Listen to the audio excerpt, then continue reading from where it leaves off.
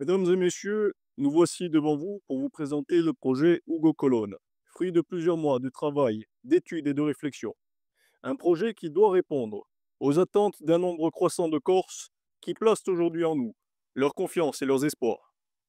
Vous le savez, cela fait désormais 3 ans que Palladino mène un combat métapolitique de réforme du nationalisme corse, afin d'apprécier et de nommer les grands périls auxquels le XXIe siècle expose la Corse.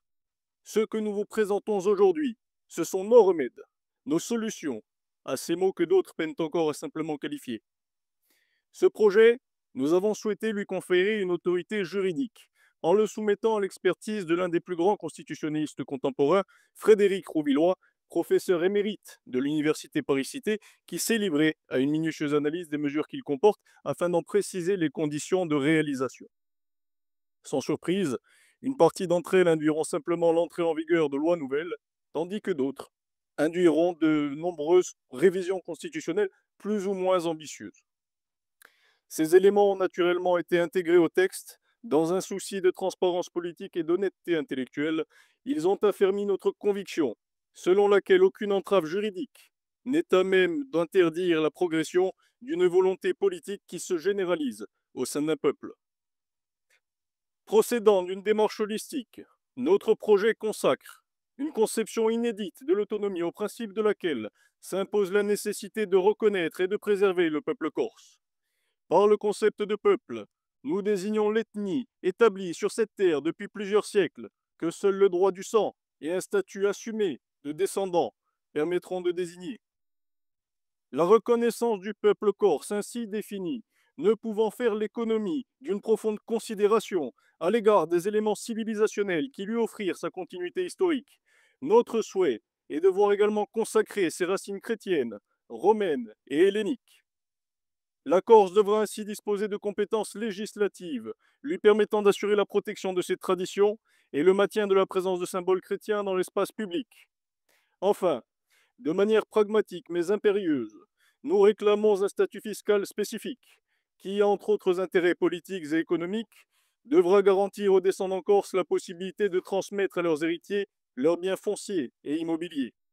Ce statut actera ainsi la réintroduction des arrêtés MIO, abrogés le 22 janvier 2002, auquel devra être intégré un barème progressif des droits de succession en fonction des revenus des héritiers. Il est une condition pour survivre, c'est d'exister. Nous ne saurions donc admettre que les Corses soient ainsi dépossédés, et d'ici une dizaine d'années, de voir toute une génération de Corses devoir devenir locataires sur sa propre terre avant que d'être contrainte à traverser la mer pour aller se chercher un loyer décent dans les régions les plus pauvres de France. Vous vous en doutez, l'extension ici supposée de notre capacité à être et à faire ne peut se concrétiser que par l'adoption d'un modèle d'autonomie renforcé, inspiré à la fois des statuts spéciaux dont bénéficient notamment la Sardaigne et la Sicile, mais également du modèle de l'État associé, encore inexistant en Europe. C'est dans cette perspective que nous recourons au néologisme d'État-région. Héritier conceptuel des modèles italiens et espagnols, ce modèle nouveau, qui nous sera propre, devra marquer un tournant à la fois logique et politique par rapport à la figure classique de l'État régional. À une autonomie concédée d'en haut, il substitue une construction institutionnelle assumée par la région au travers d'une dynamique volontaire et ascendante.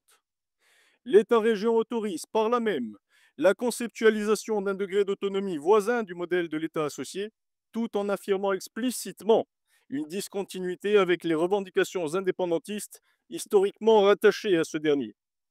Tels sont les éléments fondamentaux participant de la première section de notre projet et que je vous préciserai dans quelques instants.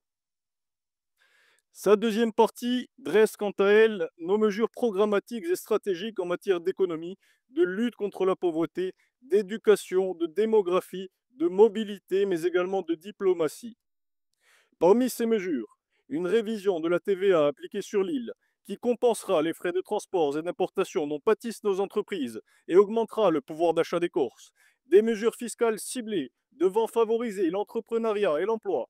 Des mesures fiscales, mais également l'affirmation d'une préférence locale dans les appels d'offres pour les marchés publics. La création d'une caisse insulaire de sécurité sociale.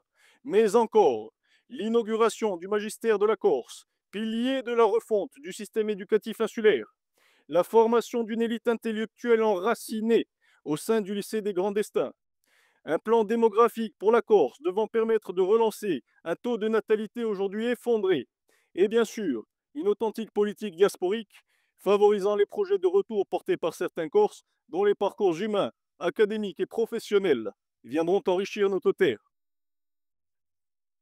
Enfin, ce projet a pour conclusion l'acte de primauté des droits naturels. Inspiré des grandes déclarations de droit qui marquèrent le XVIIIe siècle, celui-ci consacre métajuridiquement la volonté d'un grand peuple, légitimement maître de lui-même, de condamner à l'oubli l'ère de l'abaissement. Comptabilisant 17 articles, l'acte consacre ainsi la famille traditionnelle comme principe premier des sociétés humaines, le respect dû à la femme et à la mère, et celui qui revient aux anciens, la sacralité des enfants, le rôle de l'homme et du père dans la construction du monde, la préservation des coutumes et des modes de vie, l'importance de l'honneur, l'inviolabilité de la terre et la déférence qui se doit témoigner à la face à la religion, mais également la liberté de penser et d'exprimer la pensée. Au travers de cette déclaration, nous entendons ainsi acter un retour à l'ordre légitime, celui qui assure aux familles leur sanctuaire, au peuple leur liberté et à la civilisation son avenir. Ainsi, vous le percevez désormais. Notre projet doit permettre aux Corses de renouer avec le principe métapolitique du nationalisme véritable, qui est une quête de continuité historique, civilisationnelle et ethnique, et non un simple souverainisme, une quête de pouvoir qui consisterait à être calife à la place du calife pour in fine faire comme le calife et épouser les mêmes idées mortifères qui, de par le monde, annihilent toutes les fiertés nationales et populaires. Pour ce qui nous concerne, l'autonomie et les prérogatives que nous revendiquons pour la Corse n'ont d'autre objet que d'assurer la reconnaissance et la survie de la communauté historique de cette terre. Au statut de résident, il nous est donc naturel d'opposer le statut de descendant, évoqué tout à l'heure, qui sera au principe de la citoyenneté corse et fondé sur le droit du sang, tout comme le propose désormais le modèle italien. Bénéficiera concrètement de ce statut et des prérogatives que nous lui associons toute personne pouvant attester de la présence en Corse d'un ascendant, du côté maternel ou paternel, avant que ne débutent les grandes mutations démographiques contemporaines. Nous proposons ainsi une borne chronologique légale, fixée à l'année 1960, antérieure aux mouvements migratoires et aux altérations démographiques significatives ayant modifié la composition de la population corse. Telle est l'idée que le peuple corse se fait de la corsité, loin des délires de la communauté destin, et il était, je crois, grand temps qu'elle puisse enfin s'associer à une définition claire, précise et désormais consacrée en des termes juridiques. Pour autant, et afin de prévenir toutes les critiques qui se laissent déjà deviner par leur simplicité, il faut préciser que cette affirmation identitaire ne se fonde aucunement sur un quelconque sentiment de supériorité, moins encore sur une haine de l'autre. Du reste, être corse n'est pas une distinction sociale, elle n'est pas un ticket pour le paradis.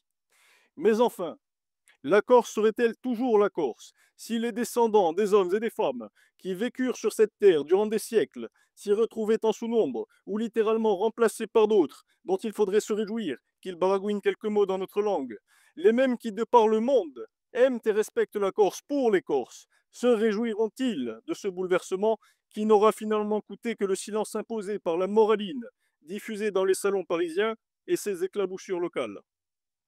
Non, être corse, ce n'est pas un fait de résidence. Non, être corse, ce n'est pas réductible au seul fait de travailler en Corse. Et non, l'adoption d'une langue n'est pas suffisante pour s'approprier le mode d'être et d'agir qu'un peuple lui associe au fil des siècles. Aussi, pour que ce peuple continue d'exister, nous devons lui reconnaître des prérogatives sur sa propre terre. Notez que de telles revendications ne sont absolument pas incompatibles avec un accueil raisonnable de personnes et de populations souhaitant vivre ici et vivre comme l'on vit ici. Mais ces dernières ne peuvent revendiquer un égal traitement par rapport aux descendants du peuple historique.